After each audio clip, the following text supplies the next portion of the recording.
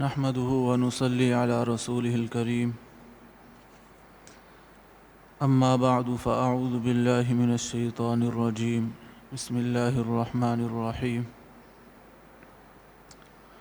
واعبدوا الله ولا تشركوا به شيئا وبالوالدين إحسانا وبذي القربى واليتامى والمساكين والجار ذي القربى والجار الجنب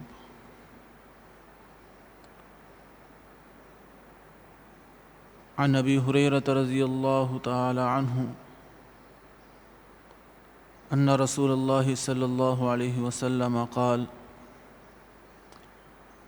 من كان يؤمن بالله واليوم الآخر فلا يؤذي جاره ومن كان يؤمن بالله واليوم الآخر فليكرم ضيفه ومن كان يؤمن بالله واليوم الآخر فَلْيَقُلْ خَيْرًا أَوْ لِيَصْمُتْ صدق اللہ العظیم وصدق رسولہ النبی الکریم۔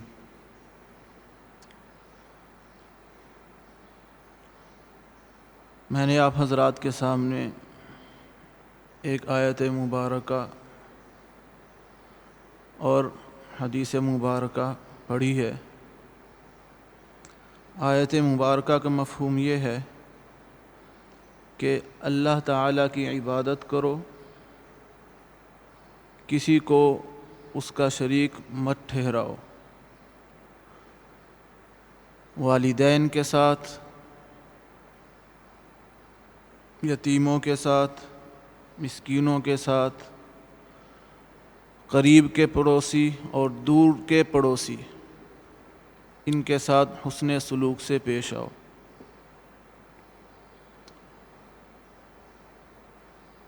اور حدیث مبارکہ کا مطلب اور مفہوم یہ ہے کہ آپ صلی اللہ علیہ وسلم نے ارشاد فرمایا کہ جو شخص اللہ پر اور آخرت کے دن پر ایمان رکھتا ہے وہ اپنے پڑوسی کو ایذا مت پہنچائے۔ جو شخص اللہ تعالیٰ پر اور آخرت پر ایمان رکھتا ہے وہ اپنے مہمان کا اکرام کرے، اور جو شخص اللہ تعالیٰ پر اور آخرت کے دن پر ایمان رکھتا ہے وہ اچھی بات کہے یا خاموشی اختیار کرے۔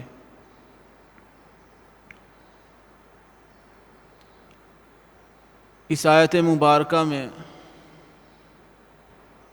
اللہ تعالیٰ نے ہمیں اپنے والدین کے ساتھ،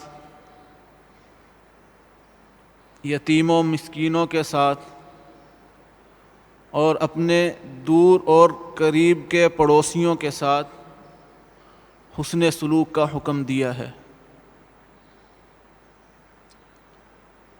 کہ ان کے ساتھ اچھا سلوک کرو، اچھے طریقے سے پیش آؤ۔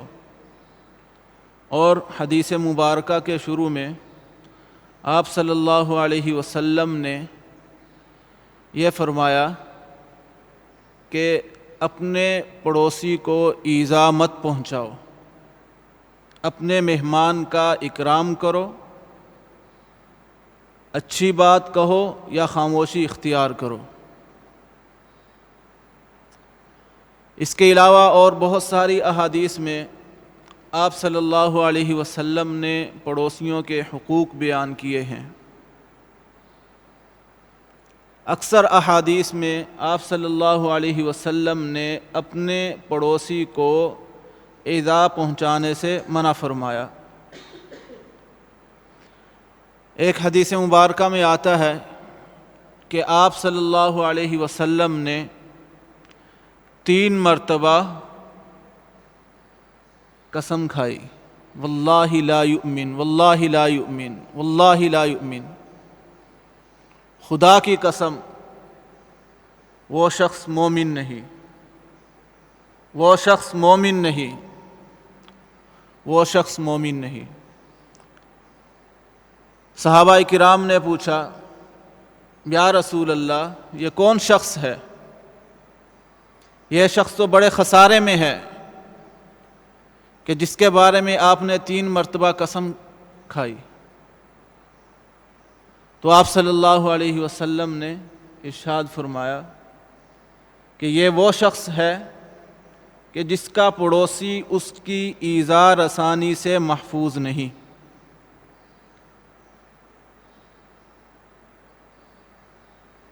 ایک حدیث پاک میں آتا ہے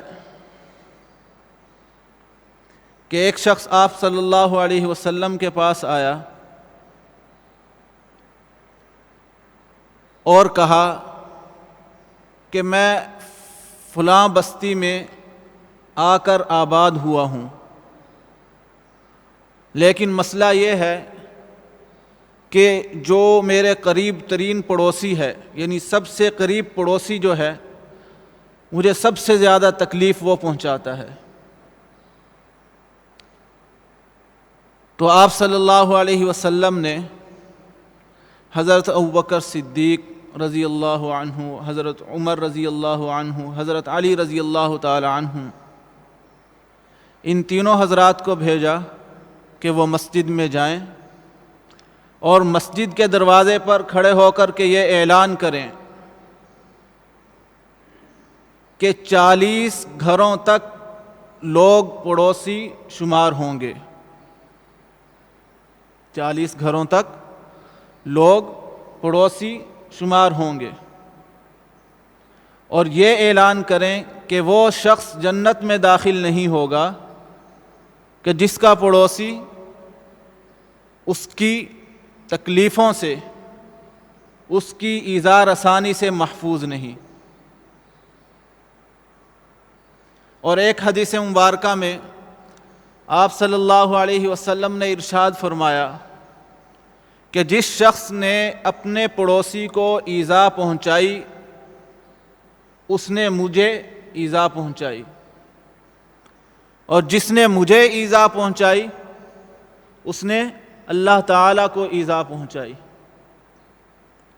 اور جس شخص نے اپنے پڑوسی سے جھگڑا کیا اس نے مجھ سے جھگڑا کیا، اور جس شخص نے مجھ سے جھگڑا کیا اس نے اللہ تعالیٰ سے جھگڑا کیا۔ کتنی سخت وعیدات ہیں پڑوسی کو ایذا پہنچانے والے کے لیے۔ ہمیں دیکھنا چاہیے کیا ہمارا پڑوسی ہماری ایذاؤں سے محفوظ ہے؟ کہیں ہم ان وعیدات کے مستحق تو نہیں ٹھہرے؟ شادی کے موقع پر، غم کے موقع پر کہیں ہم نے اپنے پڑوسی کو ایذا تو نہیں پہنچائی؟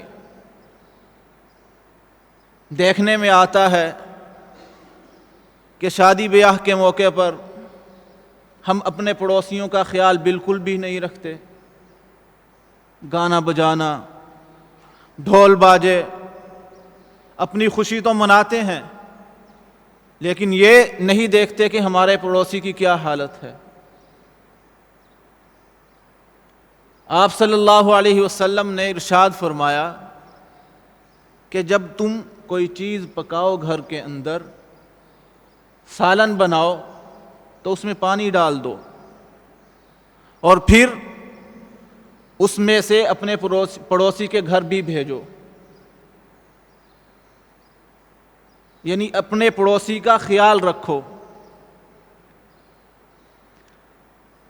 اگر ہم اپنے بزرگوں کے واقعات کی طرف دیکھیں تو انہوں نے ان احادیث کی طرف دیکھتے ہوئے اپنے پڑوسیوں کا بہت خیال رکھا۔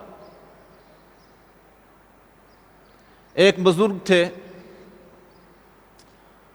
ان کا ایک پڑوسی تھا، بیچارہ مقروض تھا، قرض ادا کرنے پر قادر نہیں تھا۔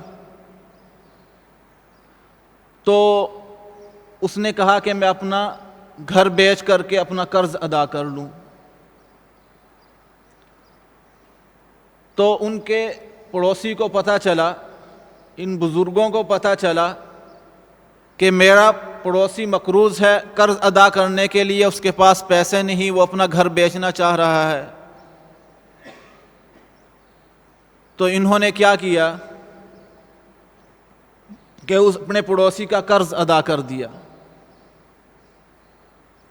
قرض ادا کرنے کے بعد اپنے پڑوسی کو گھر بیچنے سے بھی منع کر دیا۔ حضرت امام ابو حنیفہ رحمہ اللہ سب ان سے واقف ہیں۔ ان کا ایک پڑوسی تھا جو سارا دن جوتے سیا کرتا تھا، رات کو شراب خریدتا، شراب پیتا اور ساری رات چند اشعار جو تھے وہ پڑھتا رہتا، یہ کہتا کہ لوگوں نے مجھے ضائع کر دیا۔ ان کو یہ معلوم نہیں کہ کتنا مضبوط شخص ہوں میں، لوگ مجھ سے سرحدوں کی حفاظت کا کام لے سکتے تھے، دشمن سے لڑائی کا کام لے سکتے تھے، لیکن لوگوں نے مجھے ضائع کر دیا۔ ساری رات یہ شعر پڑھتا رہتا۔ تو ایک دن امام ابو حنیفہ رحمہ اللہ نے دیکھا کہ پڑوسی کے گھر سے اشعار کی آواز نہیں آ رہی ہے، تو لوگوں سے پوچھا کہ یہ شخص کہاں گیا؟ تو لوگوں نے بتایا کہ اس کی غلط حرکتوں کی وجہ سے اس کو قید کر لیا گیا ہے۔ تو حضرت امام ابو حنیفہ رحمہ اللہ جیل خانہ چلے گئے۔ وہاں کا جو جیلر تھا وہ دیکھ کر پریشان ہوا کہ اتنے بڑے امام، وقت کے امام، یہاں جیل میں کیا کرنے آئے ہیں؟ جو جب دیکھا تو پوچھا، تو امام ابو حنیفہ رحمہ اللہ نے کہا کہ میں اپنے فلاں شخص ہے، میرا پڑوسی ہے، وہ جیل میں قید ہے، اس کی رہائی کے لیے آیا ہوں۔ تو اس نے ضابطے کی کارروائی کی، اس شخص کو رہا کر دیا۔ جب اس کو رہا کیا تو حضرت امام ابو حنیفہ رحمہ اللہ گھر کی طرف واپس لوٹے۔ امام صاحب آگے آگے تھے، وہ شخص پیچھے پیچھے تھا۔ امام صاحب نے کہا کہ کیا ہم نے آپ کو ضائع کر دیا؟ تو اس شخص نے کہا، اس شخص پر اس جملے کا اتنا اثر ہوا کہ خدا کی قسم نہیں، آپ نے مجھے ضائع نہیں کیا۔ امام ابو حنیفہ رحمہ اللہ کے اس حسن سلوک کی وجہ سے اس نے شراب نوشی چھوڑ دی۔ کس وجہ سے؟ کہ امام ابو حنیفہ رحمہ اللہ اس سے حسن سلوک سے پیش آئے۔ ان احادیث کی طرف دیکھتے ہوئے علماء کرام نے پڑوسیوں کے چند حقوق بیان کیے ہیں کہ پڑوسی سے جب بھی ملاقات ہو تو انسان جب اس سے گفتگو کرے تو سب سے پہلے سلام کرے۔ نمبر 2، جب ملاقات کرے تو مختصر ملاقات کرے، طویل ملاقات نہ کرے، کہیں ایسے نہ ہو کہ آپ کی طویل ملاقات سے پڑوسی کو تکلیف پہنچے۔ نمبر 3، جب آپ کا پڑوسی بیمار ہو تو اس کی عیادت کریں۔ نمبر 4، اگر اس پر کوئی مصیبت آئے تو مصیبت میں اس کے شانہ بشانہ کھڑے ہوں، تعزیت کریں۔ اگر کوئی مر جائے آپ کے پڑوس میں تو تجہیز و تکفین سے لے کر کے تدفین تک آپ اس کے ساتھ رہیں۔ اگر آپ کا پڑوسی مقروض ہے، آپ سے قرض مانگ رہا ہے، تو آپ اس کا قرض ادا کریں۔ اور اگر اس کے گھر میں کوئی خوشی ہو تو اس کو مبارکباد دیں، اس سے حسد نہ کریں۔ اگر آپ کا گھر اونچا ہے، پڑوسی کا گھر نیچا ہے، تو اپنی چھت سے پڑوسی کے گھر مت جھانکیں۔ جب آپ اپنا گھر بنائیں تو گھر بناتے ہوئے اس بات کا خیال رکھیں کہ آپ کے پڑوسی کا راستہ تنگ نہ ہو۔